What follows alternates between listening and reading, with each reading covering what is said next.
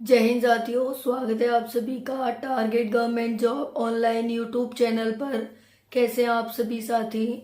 I hope आप सभी साथी बहुत ही अच्छे होंगे। साथियों, गला थोड़ा खराब है क्योंकि कोल्ड की वजह से डाउन हो गया है गला, तो हो सकता है आपको थोड़ी बहुत समस्या है, तो मैं उसके लिए पहले ही क्षमा मांगती हूँ। लेकिन वीडियो बनाना ज़रूरी है क्योंकि CISF फायरमैन 2022 की भर्ती का रिजल्ट आ गया है। अब आप सभी का एक अहम पड़ाव है, वो है मेडिकल। तो मेडिकल के लिए आप सभी वीडियो कह रहे हैं कि मैम मेडिकल पर वीडियो बना दीजिए। क्या मेडिकल में होने वाला है, कैसे मेडिकल में क्या क्या पूछा जाएगा, कैसे हम अच्छे से क्वालिफाई कर सकते हैं मेडिकल को, तो उसी को ध्यान में रखते हुए मैं ये वीडियो बना रही हूँ आप सभी के लिए। जैसा कि आप सभी जानते हैं 2022 की भर्ती है, 1721 पोस्ट पर ये भर्ती थी। इसका एग्ज़ाम हो गया, PET PST पहले हो गया था, एग्ज़ाम हो गया आप सभी का। अब जो आपका मेडिकल और DV बचा हुआ है, तो इसका रिजल्ट का आप सभी बहुत दिन से इंतजार कर रहे थे। मैंने वीडियो बनाकर आपको इन्फॉर्मेशन दी थी, जैसा कि आप सभी हमेशा पूछते ही रहते हैं कि मैम कट ऑफ के बारे में, रिजल्ट के बारे में, जो भी वैकेंसी होती हैं। तो मैंने आपको पहले ही जानकारी दे दी थी कि इसका रिजल्ट 10 नवंबर से पहले जारी हो जाएगा। तो वैसा ही 3 नवंबर को इसका रिजल्ट आ गया है। तो मैंने कट ऑफ भी आपको बताई थी। तो साथियों, जो ये रिजल्ट आपका आया है, इसके माध्यम से आप DV के लिए क्वालिफाई हुए हैं। यानी अब आपका DV डॉक्यूमेंट वेरिफिकेशन होगा और उसके बाद मेडिकल होगा। तो हो सकता है अभी आपकी एक लिस्ट और हो सकता है कि 2 लिस्ट भी जारी हो जाए, एक डॉक्यूमेंट वेरिफिकेशन के बाद और फिर एक मेडिकल के बाद। तो आपका यहाँ पर भी वेरिएशन देखने को मिलेगा। और जो आपका मिनिमम क्वालिफाइंग मार्क्स था, जैसे जनरल OBC के लिए, EWS के लिए 35% और SC ST के लिए 30%, तो काफ़ी बच्चों का 35% 40% पर भी सिलेक्शन हुआ है। तो वहीं पर कहीं कहीं हमें 83 85 मार्क्स 92 मार्क्स पर भी सिलेक्शन देखने को मिल रहा है। तो ये वेरिएशन तो आता रहता है एरिया वाइज और कैटेगरी वाइज। बाकी जो मैंने बताया था आपको वीडियो में, वैसा ही आपको देखने को मिला है। तो आप सभी डॉक्यूमेंट वेरिफिकेशन की डेट आपकी आने वाली है, बहुत जल्दी देखने को मिल जाएगी, नवंबर में ही। डॉक्यूमेंट तैयार करा लीजिए, मैं वीडियो बना दूंगी क्या क्या डॉक्यूमेंट चाहिए, क्योंकि अब सिर्फ लास्ट पड़ाव रह गया है DV और मेडिकल का। तो जहां तक है आपका DV और मेडिकल अलग अलग होंगे, क्योंकि आप सभी के रिजल्ट में देखने को मिल रहा है कि आप DV के लिए क्वालिफाई हुए हैं। तो पहले DV लिया जाएगा, उसके बाद आपका मेडिकल लिया जाएगा, यानी दोनों अलग अलग प्रोसेस होने वाले हैं। तो कितने मार्क्स पर आपका सिलेक्शन हुआ है, कमेंट सेशन में ज़रूर बताना साथियों, जिससे कि आपका फाइनल सिलेक्शन क्या जा सकता है वो आपका पता लगाया जा सके और आपको भी सिक्योरिटी फील हो कि हाँ हम सिक्योर हैं, तो इसमें हमारा सिलेक्शन हो जाएगा। ठीक है साथियों, तो आपके कितने मार्क्स पर आपका लिस्ट में नाम आया है, कमेंट सेशन में ज़रूर बताना। तो चलिए मेडिकल के बारे में देख लेते हैं, इसमें मेडिकल में क्या क्या होगा, कैसे कैसे होगा। तो बने रहिए वीडियो में एंड तक। अब मेडिकल पर आ जाते हैं। सबसे पहले आपका ब्लड टेस्ट होता है। आप जब मेडिकल में जाएंगे, सेंटर पर जाएंगे, तो वहां पर आपका सबसे पहले ब्लड टेस्ट होगा। ठीक है, ब्लड टेस्ट होने के बाद हीमोग्लोबिन देखा जाएगा, हीमोग्लोबिन कैसा है। तो जब भी आपका साथियों ब्लड टेस्ट होता है ना, तो एक बात ध्यान रखना कि ब्लड टेस्ट आपको खाना खा के नहीं कराना है। खाना खा के कभी भी आपको ब्लड टेस्ट नहीं कराना चाहिए।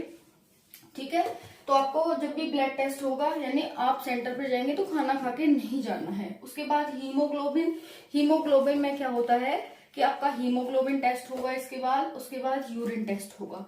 यहाँ पर खाना खा के नहीं जाना है, लेकिन यहाँ पर आपको बहुत सारा पानी पीकर जाना है। ओके, और पानी पीकर जब आप यूरिन टेस्ट करेंगे, यानी यूरिन लेंगे डब्बी वगैरह में, तो आपको बाद में यूरिन लेना है। पहले तो आप निकाल देंगे, उसके बाद जो बाद में बचेगा ना उसको लेना है, क्योंकि उसमें शुगर की मात्रा कम होती है। अगर आप पहले ही ले लेंगे तो फिर उसमें शुगर की मात्रा ज्यादा होती है, पॉइंट मिलने के चांसेस हो जाएंगे। क्लियर हो गया? तो आपने बाद में लेना है यूरिन को। अब बात करते हैं आई डिस्टेंस टेस्ट, यानी डिस्टेंस जैसे ऐसे हाथ रख के आपकी आंखों को टेस्ट करा जाएगा, दूर से रख के। ओके, तो ये हो गया आई डिस्टेंस टेस्ट, कितनी दूरी तक आप देख सकते हैं, पढ़ सकते हैं कोई चीज। फिर होता है कलर विजन टेस्ट, जैसे आपने देखा होगा इस तरह से गोले होते हैं और इस गोले में आपको जैसे 15, 16 ऐसे लिख देंगे और फिर आपको पढ़वाएंगे। ये होता है कलर विजन टेस्ट।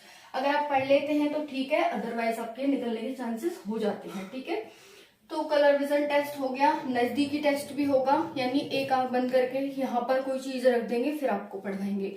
दूर की भी जांच होगी और पास की भी जांच होगी, यानी जो आपका नियर और दूर का कैसा विजन है वो देखा जाएगा।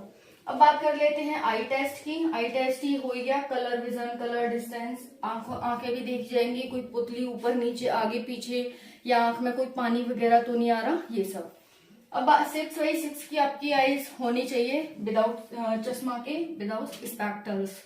अब बात करते हैं इंग्लिश हिंदी भी आपको पढ़वा के दिखाई जाएगी, आप पढ़ लेते हैं तो क्लियर हो जाएगा। ओके, अब यहाँ पर हो जाता है नौकनी। जैसे नौकनी आपकी एंकल और दोनों हाथ पैर की देखी जाती है। ये अगर ये टच हो रही हैं तो इसका मतलब आपको बाहर कर दिया जाएगा, ये आपकी टच नहीं होनी चाहिए। क्लियर है साथियों, ऐसे करके दिखाएंगे, टच नहीं होनी चाहिए। बहुत सारे बच्चों की क्या होती है, एकदम ऐसे मिली हुई होती है, तो वो नहीं होना है। ओके, ऐसे आप दिखा देंगे खोल के। फिर उसके बाद गला टेस्ट होगा आपका, गले में कुछ वैसा तो नहीं है, कैसे बोलते हो आप, है ना, वो सब, सांस ठीक से लेते हो या नहीं लेते हो, सांस लेने में कोई प्रॉब्लम तो नहीं है। फिर होगा चेस्ट टेस्ट, आपका चेस्ट टेस्ट होगा, अच्छे से देखा जाएगा। एक्सरे टेस्ट होगा, एंकल टेस्ट होगा आपका। ओके, और उसके बाद नोज का टेस्ट होगा, हड्डी ऊपर नीचे आगे पीछे कोई टेढ़ी तो नहीं है, वो देखा जाएगा नोज में। उसके बाद ईयर, आप जब भी जाएं कानों को साफ करके जाएं, यानी पूरी बॉडी साफ तो होनी चाहिए आपकी, एकदम क्लीन, ऊपर से लेके नीचे तक बाल छोटे छोटे होने चाहिए, क्योंकि आप सेना में जा रहे हैं, किसी शादी पार्टी में नहीं जा रहे हैं। तो यहाँ पर चेस्ट टेस्ट होगा, x-ray, ankle test, nose test होगी, ईयर टेस्ट होंगे। मशीन डाल के हाथ से नहीं देखेंगे, बल्कि वो मशीन डाल के देखेंगे कि कोई बहता तो नहीं है कान, कुछ गंदगी तो नहीं भर रही, या फिर कोई दिक्कत समस्या गांठ वगैरह तो नहीं है, वो सब देखेंगे। आपको सुनने में प्रॉब्लम तो नहीं होती, ये सब।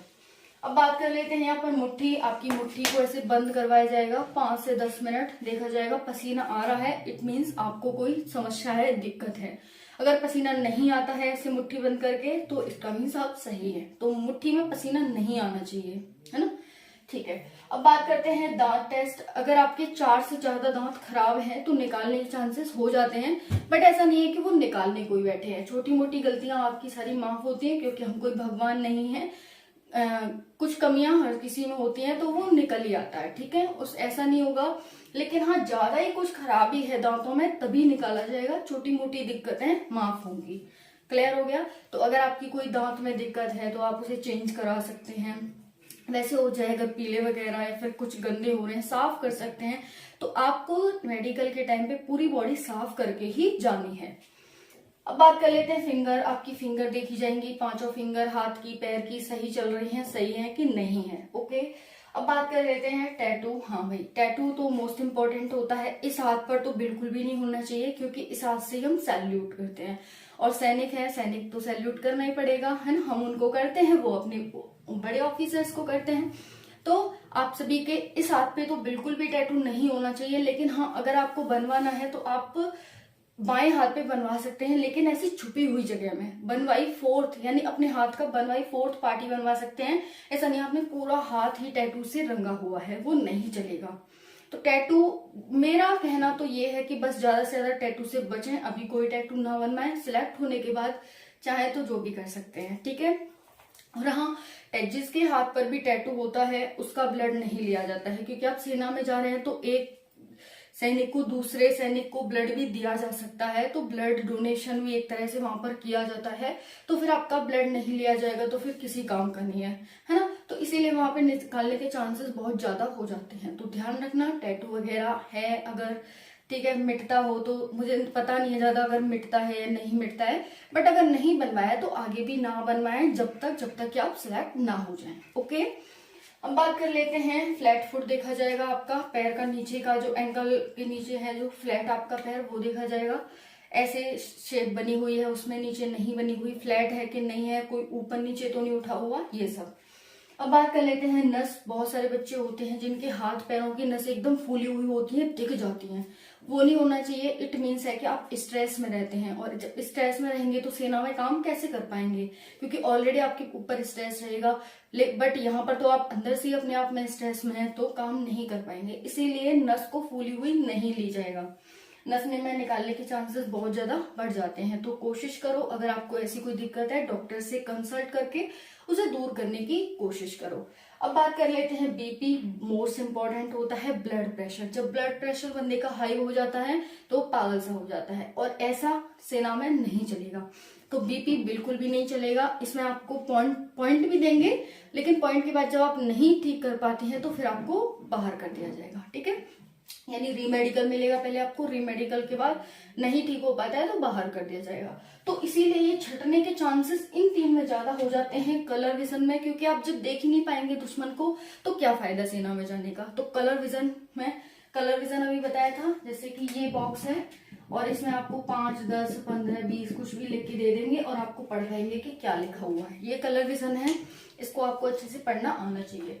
दूसरा है चेस्ट। चेस्ट में कोई दिक्कत है, क्योंकि जब हम स्ट्रेस में आते हैं तो ऊपर से कोई स्ट्रेस होता है, ठीक है, तो हमारा दिल धड़कने लगता है, और चेस्ट अगर हमारा कमजोर होगा तो फिर हानि होने के चांसेस हो जाते हैं। इसीलिए चेस्ट आपका कमजोर नहीं होना चाहिए, कोई दिक्कत समस्या नहीं होनी चाहिए। उसके बाद BP, blood pressure. Blood pressure बढ़ जाएगा तो फिर इंसान, आप देखते हैं ना कितनी सारी इंजरी हो जाती है व्यक्ति को, ठीक है, तो हाइपरटेंशन वगैरह हो जाती है, और फिर हार्ट अटैक वगैरह आने के चांसेस बहुत ज्यादा हो जाते हैं। तो इसीलिए आपको ये 3 चीजें नहीं होनी चाहिए, इनमें निकालने के चांसेस बहुत ज्यादा बढ़ जाते हैं।